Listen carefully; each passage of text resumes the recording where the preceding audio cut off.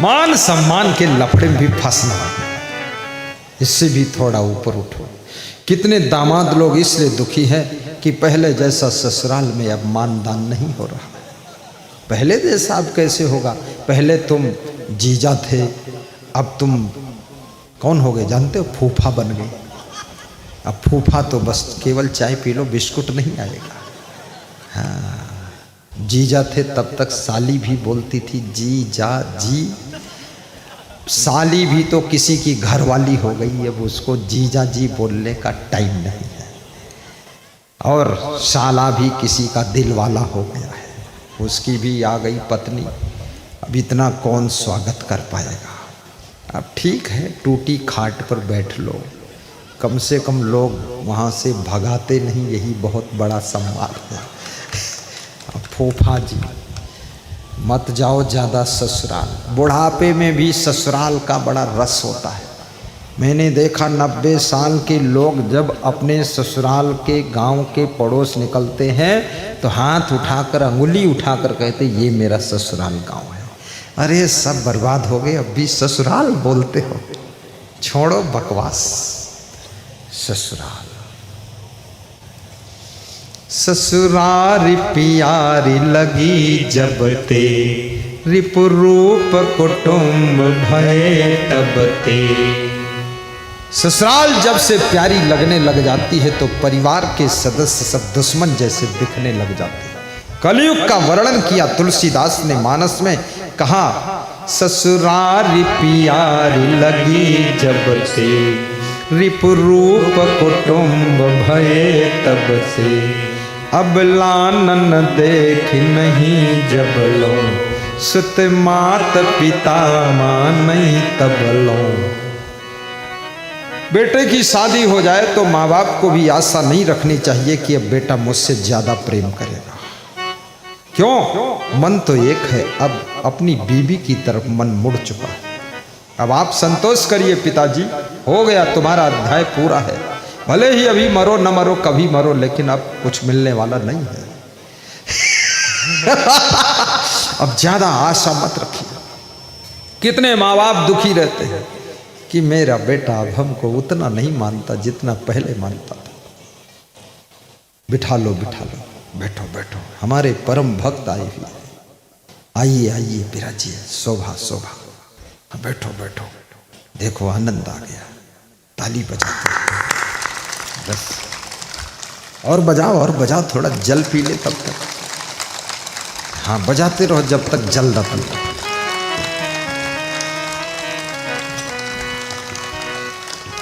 ये तो इनका आना और मेरा जल पीना एक साथ की घटना है। मध्य प्रदेश में बहुत टेम्परेचर बढ़ चुका है। ये तो कुंभ में था, रजाई ओढ़ता था, यहाँ रात में पैर रजाई फेंकते हैं, कोई मतलब। कूलर चल रहा, कूलर, एकदम अपोजिट है मौसम।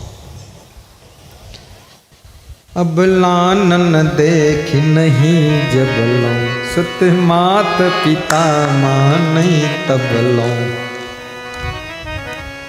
वो बेटा जो विवाह होने के बाद भी अपने माता पिता का आदर करता है, वो बेटा केवल बेटा नहीं है, वो राम और कृष्ण का रूप लेकर पैदा हुआ है। वो बेटी शादी होने के बाद भी अपने माँ बाप का रूप अपने सास ससुर में देखती है। वो देवी है, रंभा है, जगदम्बा है। याद रखना, जन्मदाता माता पिता तो छूट गए, अब आपके पति के जो माता पिता हैं उनको प्रेम दीजिए, उनसे स्नेह कीजिए, सास ससुर को खुश कीजिए। और सास ससुर को भी व्यास गादी कहेगी खुश रहने की आदत भी बना लीजिए, क्योंकि जितना प्रेम मिले उसी में खुश रहो। जितना कोई तुमसे भाव पूछे बस उतना ही खुश रहो, ठीक है। मन में किरकिरापन मत रखो और हाल चाल पूछने की आदत भी बनाओ। मैं तो अपने संतों से हाल चाल पूछता हूँ, वो साथ में ही रहते हैं। मैं पूछ लेता हूँ कुशल मंगल तो है ना, बोले हाँ कुशल मंगल। संतों से भी हाल चाल पूछना पड़ता है। आज मेरा एक संत कह रहा था, आपके पास में हम 20-25 संत हैं लेकिन फिर भी सब बिजी रहते हैं, और आपके पास तो मुझे लगता है 50 भी हो तो भी लेट हो ही जाता है, इतना व्यवस्था है। गुरु की सेवा भी भाव से करिए।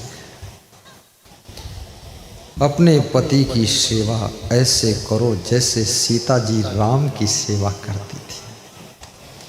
अपनी पत्नी को ऐसे संभाल कर रखो, ऐसे क्षमा करो जैसे राम ने सीता को संभाल कर रखा और क्षमा भी किया। लंका से वापस सीता को राम लाए। राम ने तर्क नहीं किया, तू लक्ष्मण रेखा क्यों लांघी थी, क्यों म्यों नहीं किया। क्यों म्यों करने से प्रेम थोड़ा घट जाता है, इसलिए ज़्यादा तर्क मत करना। तर्क दांत है, तर्क काटता है और जीवा जोड़ती है, जीवा समन्वय करती है। इसलिए परिवार के बीच में तर्क से परिवार नहीं चलता है। परिवार तो केवल और केवल प्रेम और समता से ही चलता है, प्रेम और समता से ही चलता है। संभोजनम संकथनम संप्रीतिश्च परस्परम ज्ञातवी सह कार्याणि न विरोधा कदाचन। नीतिकार कहता है, साथ में बैठकर कभी कभी परिवार कुटुंबियों के साथ भोजन कीजिए, कभी कभी साथ में बैठ कर के बातचीत कीजिए, और कभी कभी साथ में बैठकर परस्पर प्रेम कीजिए। देखिए, जीवन जीने का तरीका है। आपके चाचा हैं, दादा हैं, नाना हैं, फूफा हैं, XYZ अड़ोसी पड़ोसी, उनके साथ भी कभी कभी बैठकर मीठी बातें भी करो। और ज्ञातवी सह कार्याणि, और कोई कार्य हो रहा, कार्यक्रम हो रहा है, उसमें सहयोग भी करो। ना विरोधा कदाचन, उसमें विरोध कभी भी मत करिए।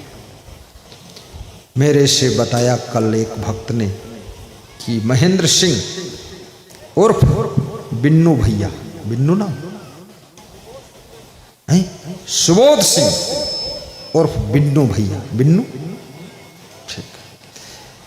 पता है कि सबसे अधिक सहयोग उनका है, 1,01,000 का इस कार्यक्रम में से, साधारण नहीं। टमाटर खरीदने आदमी जाता है, बेचने वाला कहता 20 रुपया किलो, तो बोलता 15 में दे दो, फिर बोलता 17 में दे दो, फिर बोलता 18 में दे दो, फिर बोलता 19 में दे दो। 1-1 रुपये का भाव ताव करता है। लेकिन आज बिन्नू भैया ने सत्संग के लिए हंसते हंसते आंख मूंद कर 1,01,000 सबके सेवा के लिए दिया है। कल भैया सिंह ने सबके लिए हलवा बनवा कर बांटा था। आज पता नहीं क्या प्रसाद है, खीर, आज खीर है। आज की खीर किसकी ओर से है? अच्छा, कौन? सुबोध की ओर से, सुबोध जी की ओर से खीर है। चलो, पहले दिन हलवा, दूसरे दिन खीर, और तीसरे दिन क्या खोलेगी तकदीर पता नहीं। तीसरे दिन तो लगता है महाभंडारा होगा। क्या है? क्या बनेगा महाभंडारा में? पूड़ी, पूड़ी सब्जी, पूड़ी सब्जी बूंदी। अरे वाह! मैं आज इसलिए बता देता हूं ना, कम से कम प्रवचन सुनने ना आओ तो खीर पूड़ी और बूंदी खाने आओ।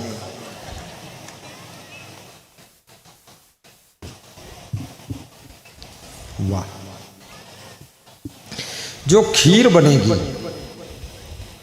इस खीर में गंगा प्रसाद इटमा, राम सखा मढ़ऊ, इन्होंने दूध भी उसमें अपना लाकर डाला है।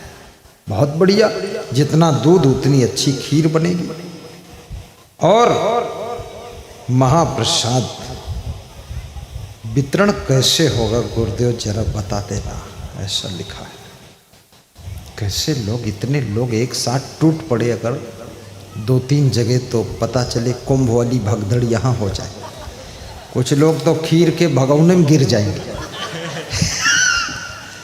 बड़ी शांति बनाकर रहना, संतोष रखना, सब्र रखना।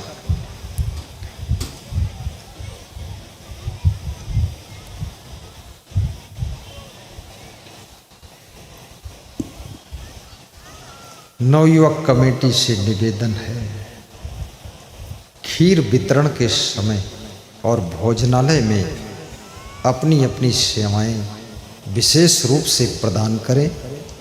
ग्रामवासियों की मांग आई है कि नवयुवक की नई शक्ति की सेवा में जरूरत है। खीर परोसने में, वितरण करने में 10-15 काउंटर लगाना पड़ेगा, तभी खीर बट पाएगी। तुम तसल्ली रखना, जल्दी खीर की तरफ मत भागना। उधर मिलेगी खीर और इधर मिलेगी तकदीर। थोड़ा रुके रहना, संतोष सब्र रखना।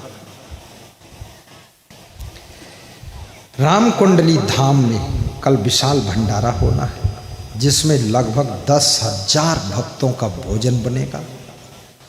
अतः सबसे हाथ जोड़कर निवेदन है सत्संग कमेटी का कि भोजन बनवाने में सहयोग करेंगे। जो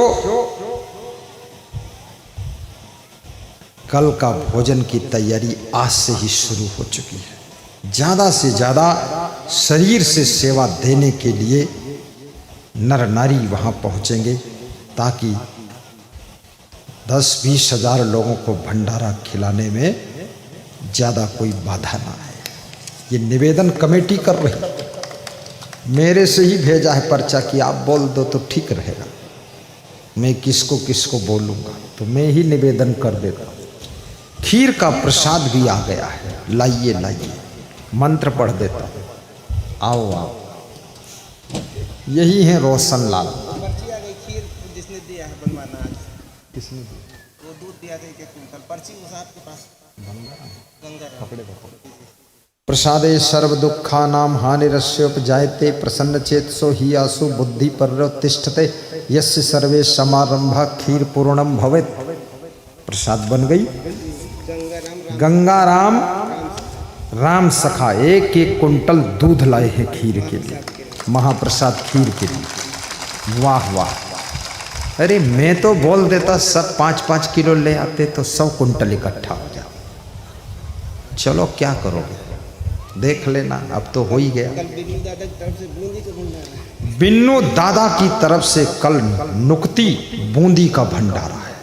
वाह, बिन्नू दादा बोलते, मैं भैया बोल देता था। दादा है, दादा। आदमी बहुत अच्छे हैं। हाँ ले जाओ। ऐसा देखकर मन होता है एक कटोरी मैं भी खा लूं। व्यास गादी पर खाने का नियम नहीं, अलग होते तो अब तक 1 कटोरी खा ही लेते। ज्ञान गंगा नहा लो प्यारे मना, ज्ञान गंगा नहा लो प्यारे मना, मैल मन का छुड़ा लो प्यारे मना, मैल मन का छुड़ा लो प्यारे मना।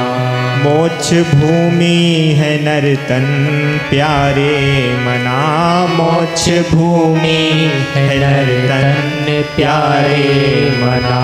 काटो बंधन विषय फंद प्यारे मना, काटो बंधन विषय फंद प्यारे मना। ज्ञान गंगा नहा लो प्यारे मना, ज्ञान गंगा नहा लो प्यारे मना। चोरी हिंसा नस्ता झूठ व्यभिचार को, चोरी हिंसा नशा झूठ व्यभिचार को दुख प्रद जान कर त्याग प्यारे मना। दुख प्रद जान कर त्याग प्यारे मना। मैल मन का छुड़ा लो प्यारे मना। शुद्ध जीवन बना लो प्यारे मना। काम क्रोधादि शत्रु है प्यारे मना। काम क्रोधादि शत्रु है प्यारे मना। इसको जड़ से मिटाओ प्यारे मना। इसको जड़ से मिटाओ प्यारे मना। नित्य सत्संग में आओ प्यारे मना। नित्य सत्संग में आओ प्यारे मना। बिगड़ा जीवन बनाओ प्यारे मना। दोस्त दुर्गुण नसाओ प्यारे मना। बोलिए सद्गुरु भगवान की जय हो।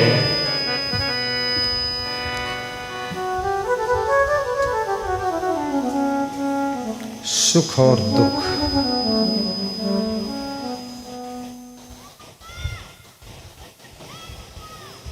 बुजुर्गों की सेवा मैं कौन हूं? तुम शरीर नहीं हो, तुम अजर अमर अविनाशी आत्मा हो। शरीर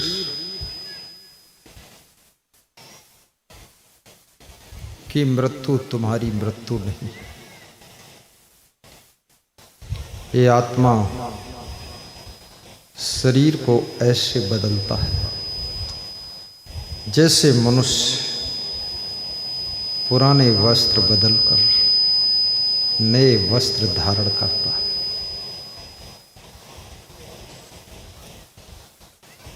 वाशांस जीर्णानि यथा विहाय नवानि गृह्णाति नरोपराणि तथा शरीराणि विहाय जीर्णानि अन्यानि संयाति नवानि देहि। शरीर के नाश होने पर भी तुम्हारी आत्मा का नाश नहीं होता है। और इस आत्मा की न कोई जाति है न कोई मजहब है। शरीर की जाति और मजहब है। कृष्ण ने अर्जुन को आत्मज्ञान दिया था। नैनम छिन्दन्त शस्त्राणि नैनम दहत पावका न चैनम क्लेदिन त्यापो न शोषियत मारुता। इस आत्मा को कोई शस्त्र छेदन नहीं कर सकता है, पानी भिगा नहीं सकता है, हवा सुखा नहीं सकती, आग जला नहीं सकती। ये अखंड आत्मा, अविनाशी आत्मा शाश्वत है। न जायते मृते व कदाचिन नयम भूता भविता व न भूयः अजो नित्यः शास्तो अयम पुराणो न हन्यते हन्यमाने शरीरे। जिसका कभी जन्म न हुआ है, न होगा, न होता है, जो शाश्वत है, पुराना है और जो अजन्मा है, शरीर के नाश होने पर भी जिसका नाश नहीं होता है, ऐसा परम तत्व ये आत्मा है। ये आत्मा स्त्री भी नहीं है, पुरुष भी नहीं है। ये आत्मा केवल आत्मा है। कभी स्त्री का शरीर धारण करता है तो कभी पुरुष का शरीर धारण करता है। और मनुष्य का शरीर कभी पशु का, कभी पंछी का, कभी कीड़े मकोड़े का शरीर धारण करता है। स्वतः अपने संस्कार कर्म के अनुसार, रुचि के अनुसार ये आत्मा शरीरों का चुनाव करता है। जिनको बहुत मांस खाने में रुचि है वे मांसाहारी योनियों में जन्म लेते हैं। जिनको बहुत क्रोध आता है वे सर्प योनि और बंदर की योनि में जन्म लेते हैं। जो बहुत काम वासना में आतुर रहते हैं वे कबूतर और मुर्गे की योनि में जन्म लेते हैं, कुत्ते की योनि में जन्म लेते हैं। और जो जीवन भर अहंकार से भरे रहते हैं वे घोड़े की योनि में जन्म लेते हैं, हिन हिन हिन हिन करते रहते हैं। इसलिए मनुष्य जीवन में आहार निद्रा भय मैथुनानि सामानि चैमानि नृणाम पशूनाम ज्ञानम नराणाम अधिको विशेषो ज्ञानेन हीना पशुभिः समाना। एषाम न विद्या न तपो न दानम न चापि शीलम गुणो न धर्मः ते मृत्युलोके भूयिभार भूतः मनुष्य रूपेण मृगाश्चरन्ति। आहार, नींद, मैथुन और भय मनुष्य और पशु में समान है। पशु भी आहार ग्रहण करते हैं, मनुष्य भी आहार ग्रहण करता है। मनुष्य भी भयभीत रहता है, पशु भी भयभीत रहते हैं। मनुष्य भी सोता है, पशु भी सोते हैं, पंछी भी सोते हैं। मनुष्य भी विषयों को भोगता है, पशु पक्षी भी विषयों को भोगते हैं। अगर इतना ही करते रहे और इतना ही करके मर गए तो क्या कहे अहबाब, क्या कारे नुमाया कर गए। क्या कहे अहबाब, क्या कारे नुमाया कर गए। बीए किया, नौकर हुए, पेंशन मिली और मर गए और मर गए। बस इतना ही कर गए। केवल पेट भरना ये मनुष्य का लक्षण नहीं है। मनुष्य भगवान का रूप प्राप्त करके धरती पर जन्मा है। जो रूप राम लक्ष्मण को मिला, कृष्ण बलराम को मिला, वही रूप हमको आपको मिला है। अब इस जीवन को हम कैसे जीते हैं? नशा में जी रहे हैं, बेविचार में जी रहे हैं, मोह माया में ही पड़े हुए हैं। नहीं नहीं, थोड़ा समय निकाल कर परोपकार भी कीजिए, क्योंकि परोपकार से बड़ा कोई धर्म नहीं है। परहित सरिस धर्म नहीं भाई। मैंने सुना है एक बालक सब्जी बेच रहा था। भूख लग गई, प्यास लग गई, किसी द्वार पर सब्जी बेचता है, पानी मांगता है। घर की जो माँ है अपनी बेटी से कहती है जाओ पानी दे दो, ये बड़ा प्यासा लग रहा है। तो बेटी ने कहा मुझे तो भूखा भी लग रहा है। एक गिलास पानी और एक गिलास दूध दे दिया।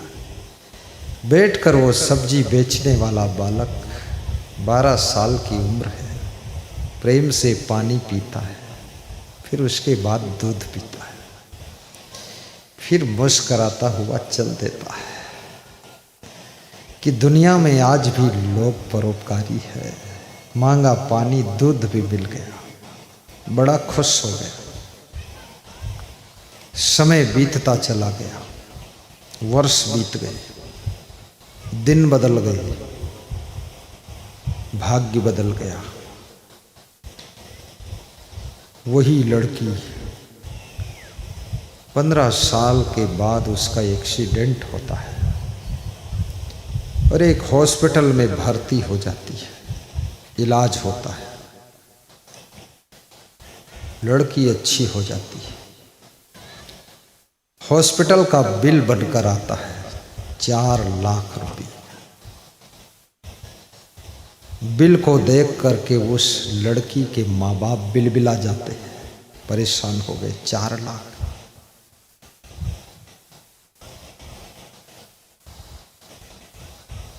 तो उस लड़की के माँ बाप ने कहा कि बेटी 4 लाख का बिल बना है हॉस्पिटल में। लड़की ने कहा डॉक्टर साहब से थोड़ा मिल लो, रिक्वेस्ट कर लो, निवेदन करो। डॉक्टर से मिलने गए। डॉक्टर मुस्कुराया और बोला कि बिल के पीछे भी देखो क्या लिखा है। तो पीछे लिखा था आपका ये 4 लाख का बिल आज के 20 वर्ष पहले 1 गिलास दूध में अदा कर लिया जा चुका है। अब बिल नहीं चुकाना है, अब केवल धन्यवाद देकर चले जाना है।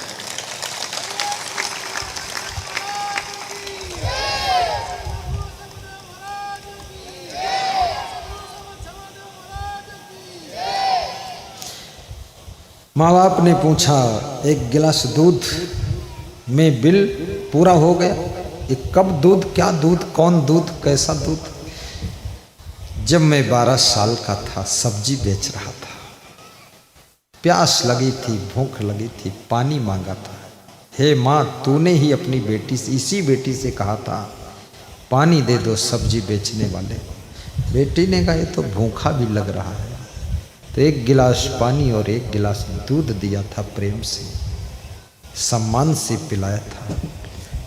वो दूध पीकर मैं आज बहुत बड़ा डॉक्टर इस जिले का बना हूँ, और उसी दूध की कीमत में तुम्हारी बेटी का इलाज किया हूँ। ये 4 लाख का बिल अदा हो चुका था 20 साल पहले। परोपकार का फल कभी वंचित नहीं होता है, इसलिए मानस की चौपाई याद रखना। परहित सरीस धर्म नहीं भाई, पर पीड़ा सम नहीं अधमाई। परोपकार धर्म नहीं भाई, अपने सगे भाई का भी उपकार नाराज मत हो। नहीं अपनी बहन के लिए भी उपकार कीजिए, बहनोई के लिए भी उपकार कीजिए, और अपने सास ससुर के लिए भी उपकार कीजिए। गुजरात में एक भक्त के यहाँ मैं ठहरा, तो उसने बहुत बड़ा मकान बनाया था। वो फैमिली मेंबर केवल 3 ही थी, एक बेटा, पति पत्नी, इंजीनियर थे, बेटा भी इंजीनियर। तो मैंने कहा ये बहुत बड़ा मकान आपका है। बोले आपके लिए बड़ा बनाया, कभी आप रहोगे, इसी आशा से बनाया था। आप 5 दिन यहाँ रुक गए बरसात में, हमारा मकान बनाना सार्थक हो। तो मैंने कहा ये पड़ोस में किसका मकान है? बोले ये सास ससुर का मकान बना दिया। मैंने कहा सास ससुर? तुम्हारी पत्नी के सास ससुर की तुम्हारे सास ससुर? बोले मेरे सास ससुर। मेरी पत्नी के सास ससुर अर्थात मेरे माता पिता तो परलोक चले गए, लेकिन मेरी पत्नी के सास ससुर, उनकी देख रेख करने वाला कोई था नहीं। तो मैंने कहा इनका भी मकान बना देता हूँ पड़ोस में। तो सटी हुई दीवार है, हम देख रेख कर देते हैं सास ससुर की। और ये अपना मकान इसलिए बड़ा बनाया हूँ, 15-20 कमरा है, कि आप जैसा संत आकर यहाँ रहे। हम आपको केवल संत नहीं मानते हैं, केवल गुरु नहीं मानते, हमको तो भगवान का रूप दिखता है। गुरु जी आप रहो यहाँ। मैंने पूछा आपका नाम? बोले रसिक भाई नाम है, रसिक भाई। हमने कहा रसिक, आप पास तो रस ही रस है, सब प्रेम का रस, सेवा का रस, भक्ति का रस। बोले प्रवचन सुन सुन करके जिंदगी बदल गई है, करुणा पैदा हो गई, दिल प्रेम का सागर बन गया। नहीं तो मैं अपने सास ससुर का इतना ध्यान नहीं देता था, लेकिन आपके सत्संग से दिल ऐसा है, चाहता हूँ पूरी दुनिया मेरे दिल में समा जाए, मैं सबकी सेवा करूँ। और बड़ा इंजीनियर हूँ गुरु जी, ये सरदार डैम बना है, ये डिजाइन किया हूँ, और बेटा भी इंजीनियर है। बस आपकी भक्ति और प्रवचन चाहिए। याद रखना, सास ससुर की सेवा से गुरु मिल जाते हैं, और गुरु की सेवा से सास ससुर का आशीर्वाद मिल जाता है। इसलिए गुरु से भी प्रेम रखना, गुरु का ध्यान भी करना। भगवान राम भी गुरु का ध्यान करते थे और गुरु से प्रेम करते थे। प्रात काल उठ कर रघुनाथा, मात पिता गुरु ना वही माथा।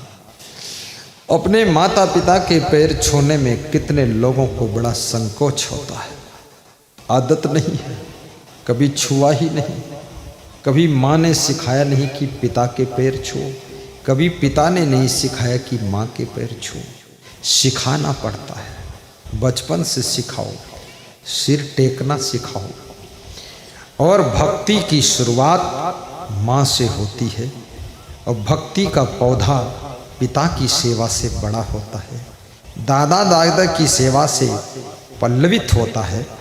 और याद रखना, पूरे परिवार की सेवा से भक्ति के पौधे में फूल खिलते हैं, और गुरु की सेवा से भक्ति के पौधे में सुगंध आने लगती है, शांति की खुशबू आती है।